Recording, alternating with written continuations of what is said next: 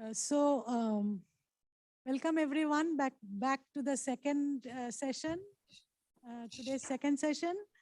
So it's a great pleasure to have Professor Marie-Francoise Roy from University of Rennes, France. She'll be talking to us about algebraic winding number. Professor Roy. Hello. So you will tell me next and I'll go to the next slide, right? Yes, sure. Okay. Exactly. Okay, great. Thank you. Thank you so much. Okay, bye. So I'm really happy to be part of this inaugural meeting of Asian-Oceanian Women in Mathematics. Can you hear me okay? Do you hear me? Yes, Yeah, yes, we can madam. hear. Yes, yes. Yes, okay, good. So it's really a big pleasure to be here with you. And I think it's a very important event for women in mathematics in the world to have this new continental organization. And I'm sorry I was not able to attend the event in person, but I'm really proud to be participating. So the topic of my lecture is algebraic winding numbers, and I'm going to tell you a little more about them. So it's a joint work with Daniel Perrucci from Argentina, who's my colleague, and we work together. Next, please. Okay, so the outline of the talk is going to be, first, I discuss a little bit the problem of the algebraic proofs of the fundamental theorem of algebra. Then I defined what I mean by Cauchy index and algebraic winding numbers. I study some of the properties of the algebraic winding numbers, and I finally give some quantitative fundamental theorem of algebra, so which means to define the problem and then the statement. Okay, so if you have if you have a question, please ask. So I can answer questions if needed.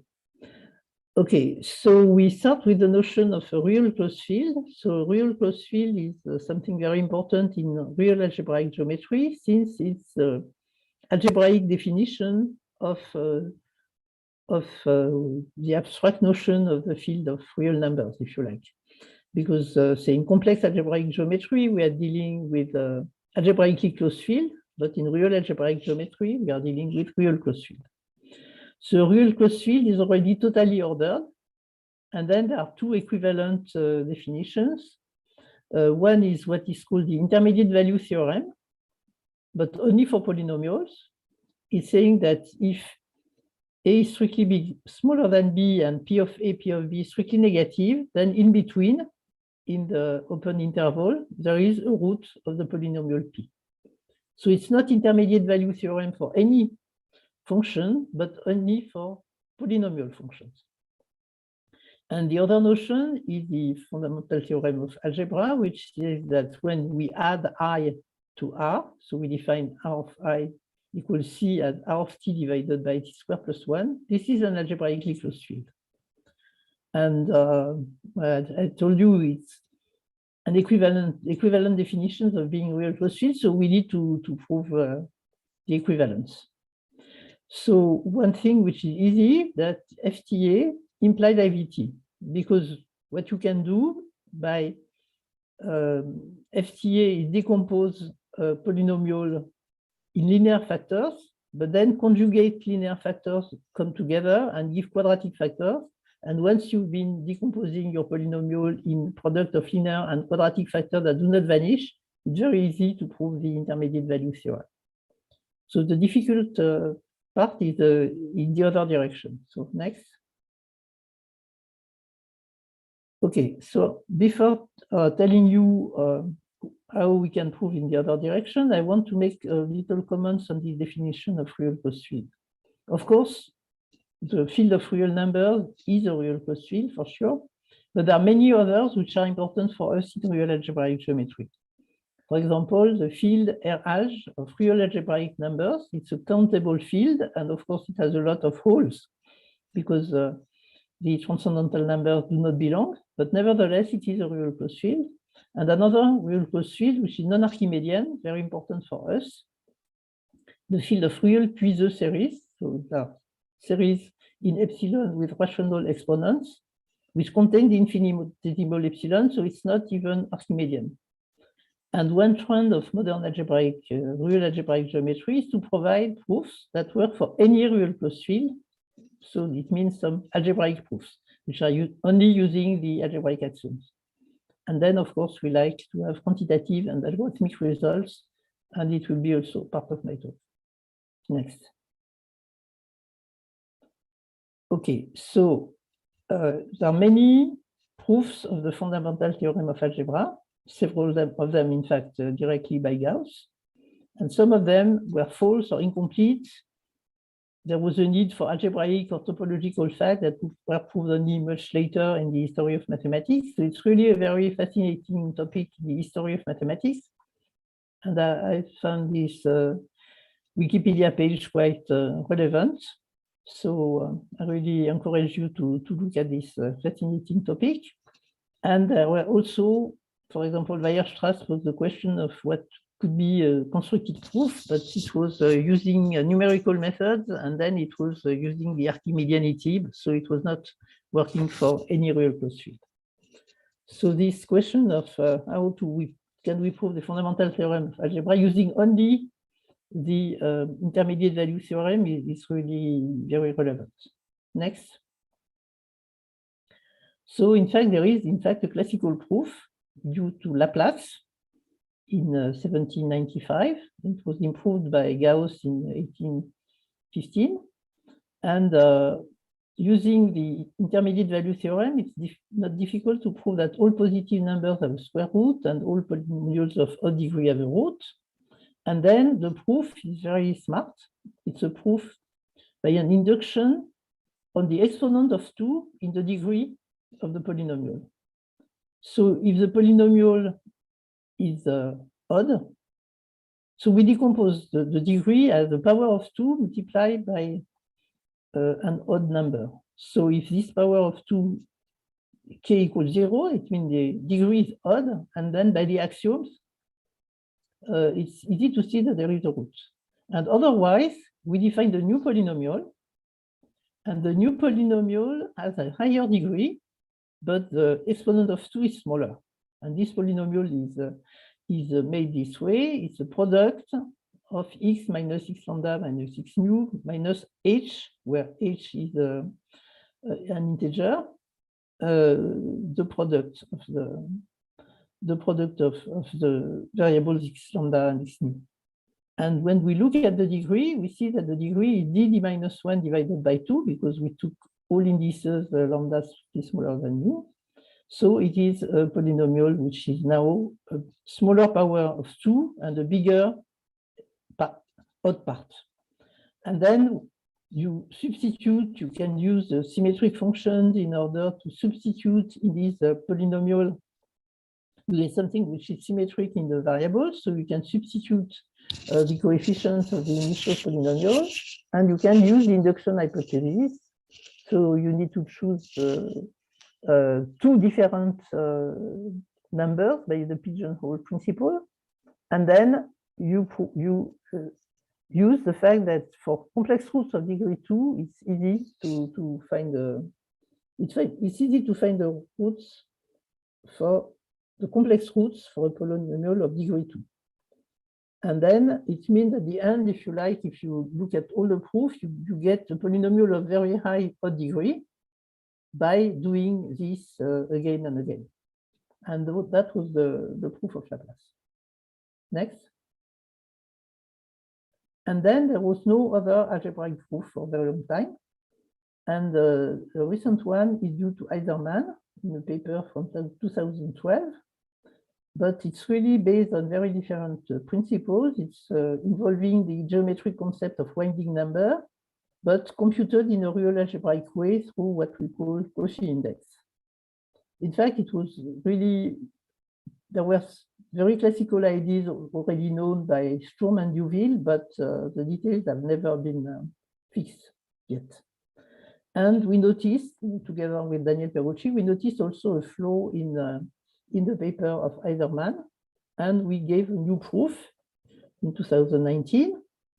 And so the main new ingredients compared to Eiderman were twofold. First, a closer analysis of what he called the product formula to fit the proof, and that I'm going to discuss later.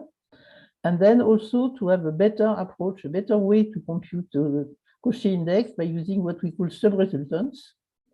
And then it means at the end that we have a better quantitative results about the proof of the fundamental theorem of algebra, and that will be the second part, the last part of my talk. Okay, so next. Okay, so if there are questions already, because I'm now turning to the Cauchy index, if there are questions on the history of what we're trying to do and so on, please ask. Other questions? No? Okay. Okay, then I go on. Okay, so I now discuss the notion of the Cauchy index. So I start with two polynomials which are both non-zero. And of course, if I consider an element x in R, I can write each of these polynomials in a unique way as x minus x is the multiplicity of x as the root of p multiplied by px, and q the same.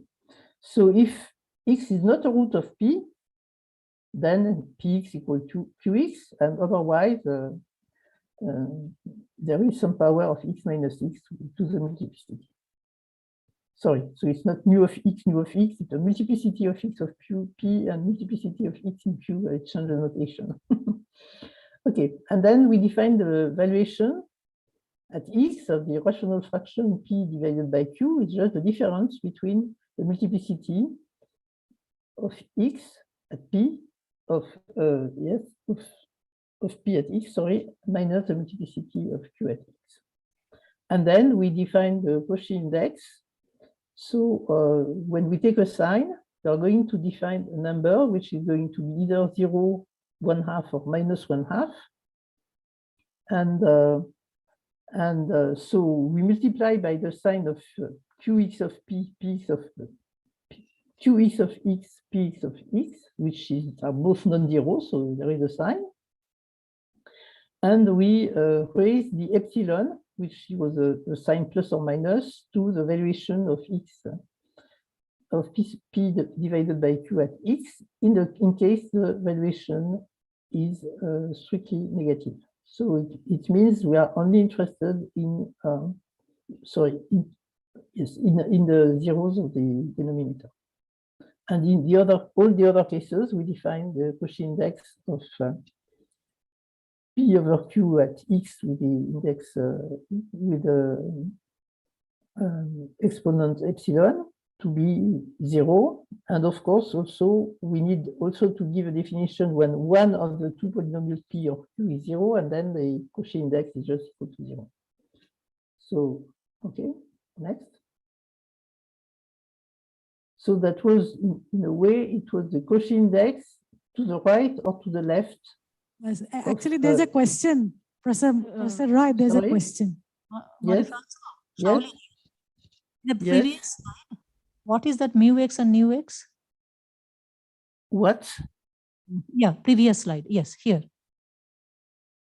The mu and the nu? What's the question? Yes, what is mu x and nu x? Hmm? I'm sorry, I didn't hear the question.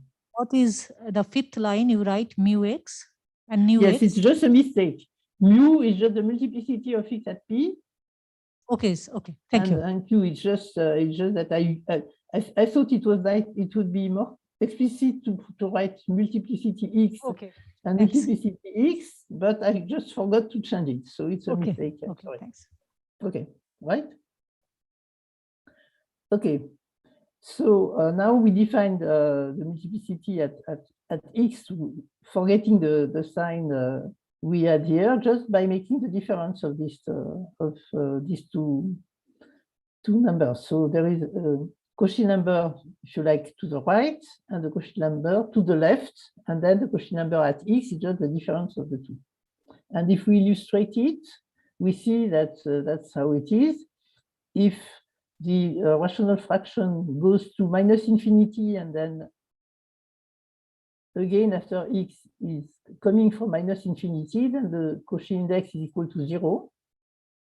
It is equal to 1 when the function goes from minus infinity to plus infinity, and equal to minus 1 when the function goes from plus infinity to minus infinity. Okay? So that's the notion of Cauchy index. Okay, next. Okay, so there are some very easy properties that we can now define what is the Cauchy index on an interval. So it's a closed interval AB. So we consider that the part to the right of A belongs to the interval, and the part to the left of B. And so we just define the Cauchy index as in the A plus in for all the x, and then in B minus. So the middle sum is well defined because only the roots of P can contribute to the Cauchy index. At all other points, it is equal to 0.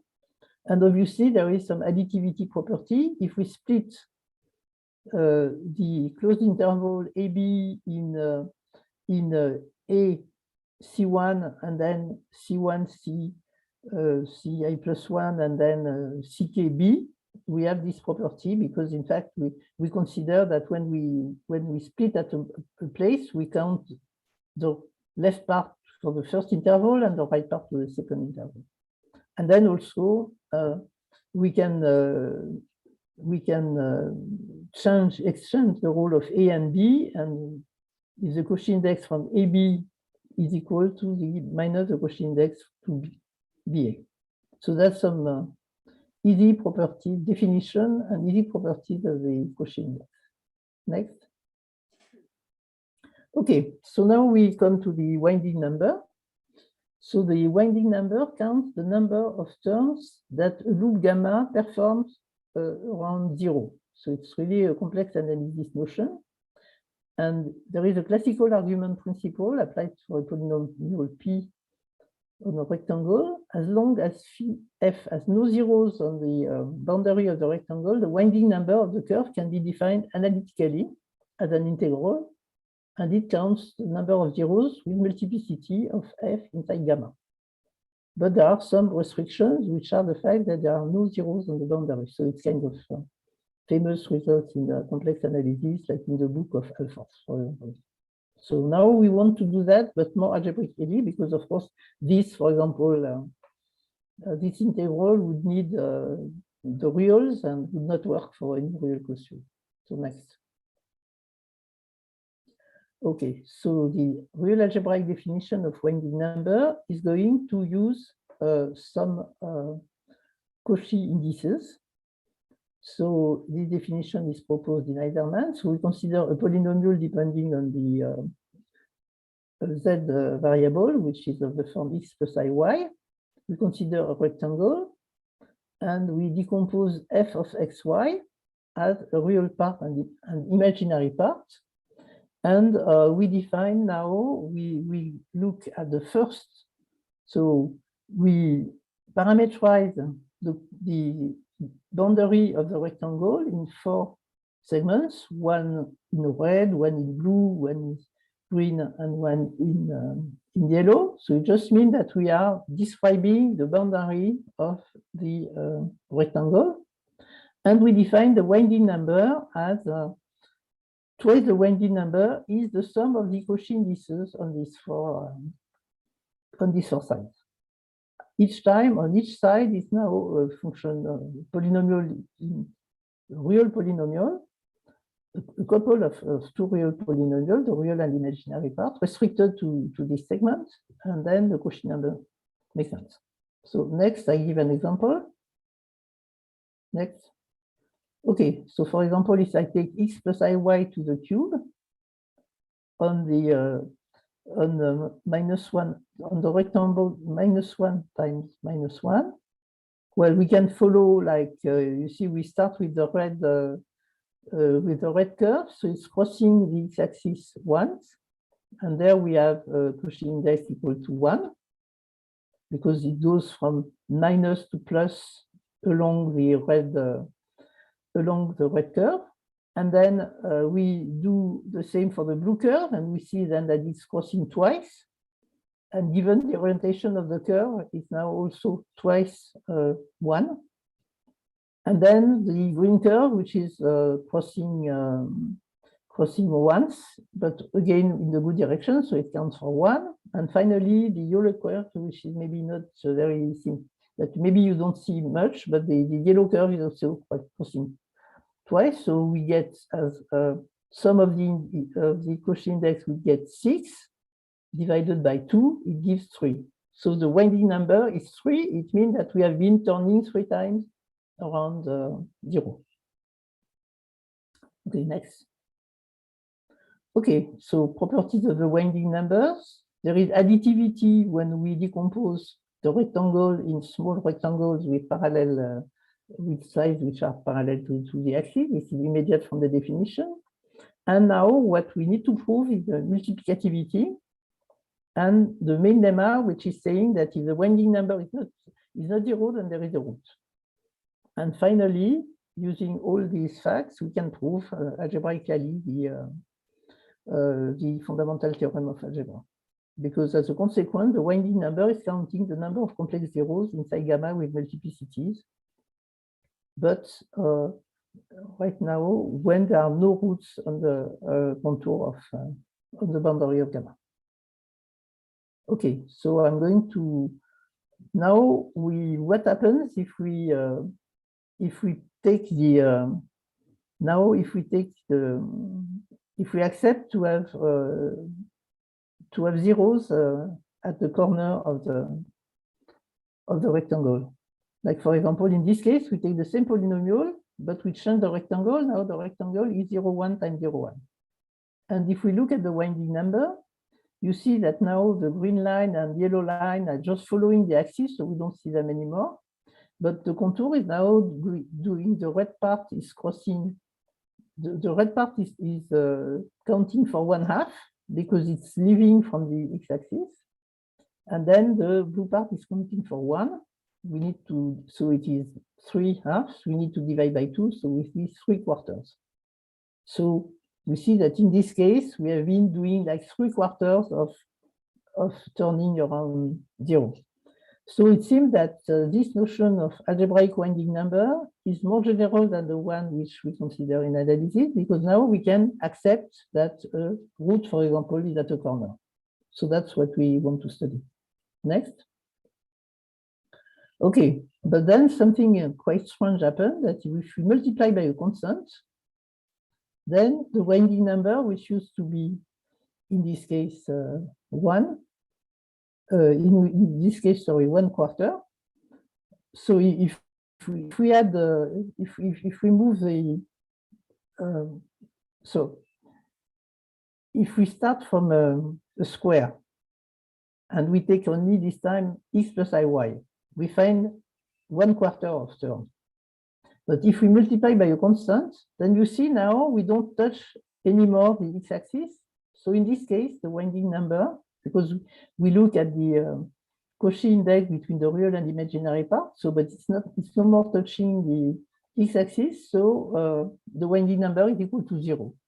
It's quite strange that you have a notion which is not stable when you multiply by a constant, because of course the number of zeros and so on is not changing. So this is puzzling. So next. And in fact, the idea that we had in this new paper, that we need to take into account the y-axis. So finally, we look at the average of two numbers, one which has to do with crossing the x-axis, and the other one which has to do with crossing the y-axis, and we take 1/2 of the two. Next. And if we do it again now for square, we see that now, of course, we don't touch the x-axis anymore, but we cross the y-axis. So when we do that, we see that the new winding number, W, is still equal to 1/4. So we are quite happy because it seems that we are able to deal also with the roots. Next. Okay, and what we want to prove is some multiplicativity property. which means that, sorry, so here there is a mistake. This H should disappear. It's only FG, sorry. So in the proposition, we are saying that the winding and the big winding number W of F times H is equal to the sum of the winding numbers, even if there is some repetition in the polynomial. We don't assume that F and G and co-prime. So for the big winding number, it's really very nice. We get exactly what we want. But for the other one, the small W, is quite good too, except that there is some restriction. We need that the sum of the multiplicities of F and G at the corners are all even for all the corners. And if you look back to my example, what was going on, I was multiplying x plus iy by a constant, and this was not working because one of them was not even but odd. So that's the properties of the winding numbers. Next. And in fact, so that's what I want to prove. But how do I prove it? Well, we need to prove it by looking at the Cauchy index on the line. So there is some formula introduced by Heiserman, calling the auxiliary product formula. And you recognize here the real part and the imaginary part of the product of F and G. If you decompose F as X as P plus IQ and G as R plus IS, this will be the real and imaginary part. And we link the Cauchy index of the real and imaginary part between the Cauchy index of the real and imaginary part for P and Q and for R and S. And it's not true that there is exact multiplicativity. There is some modification to bring, which is the variation between the values of the imaginary part and the product of the two imaginary parts. The imaginary part of the product and the product of the two imaginary parts.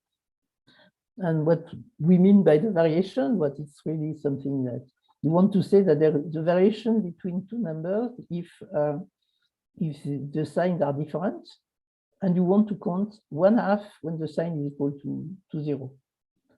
So, and this variation between A and B means the value of the variation at A minus the value of the variation at B. So it means that we are going to make some correction to the formula we would like to have, is that the Cauchy index for the product is the sum of the Cauchy index, but there is a correction, which is this variation.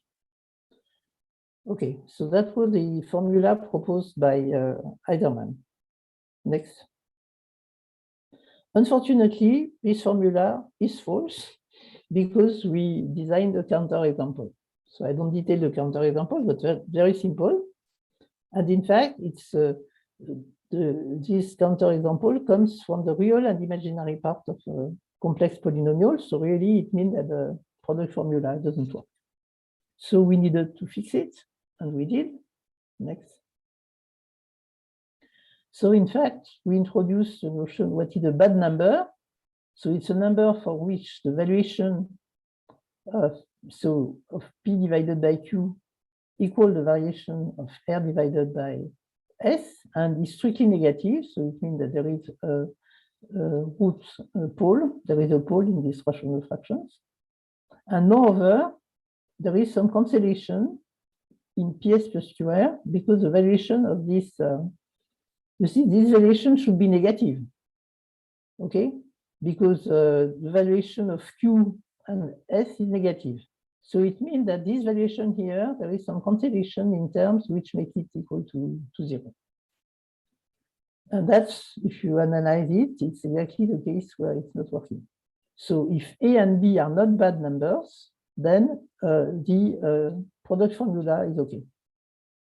But when it's bad number, there are these counterexamples I told you about. Okay, so I realized that so how long do I have? Because I've been starting a little late, but sorry. How long do I have now? There How many is, minutes? 3 minutes. Hmm? 3 minutes. 3. Wow. Okay. So finally, what is the strategy for proving the multiplicativity? So we use the strategy proposed by Eiderman.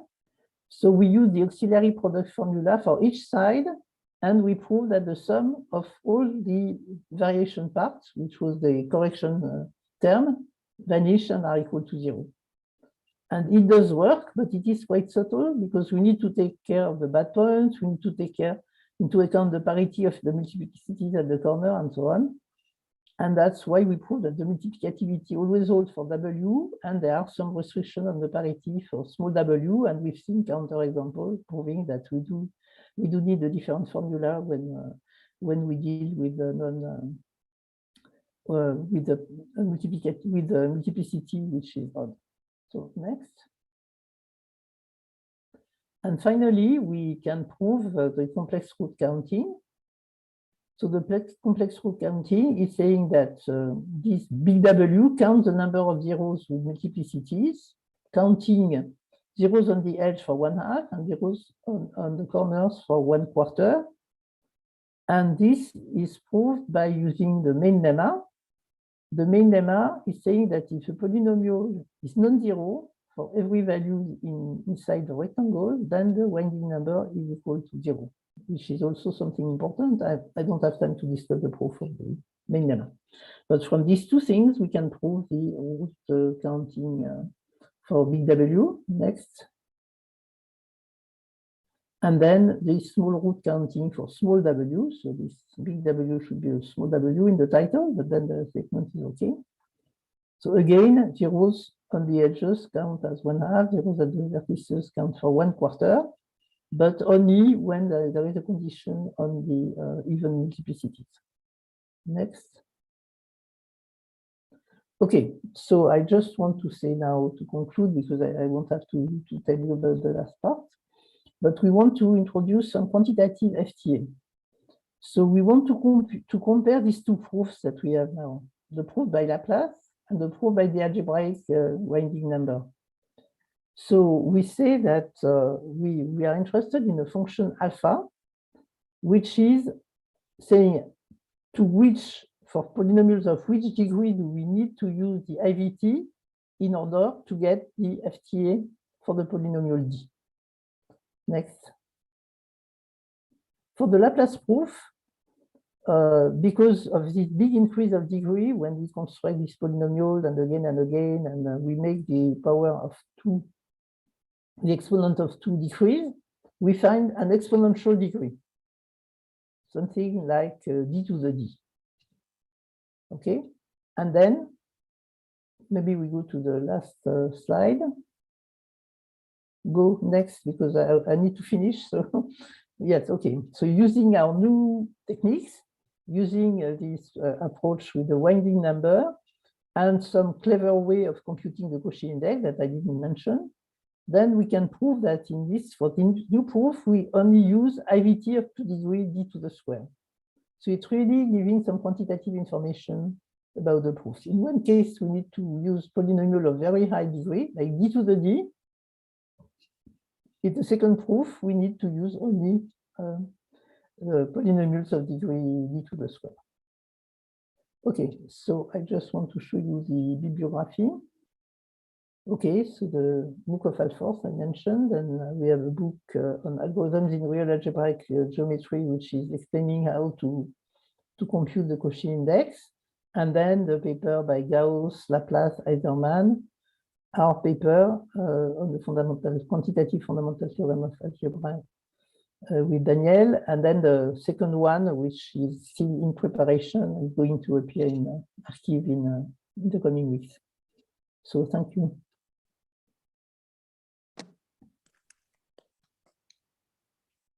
Thank you very much. Are there any questions?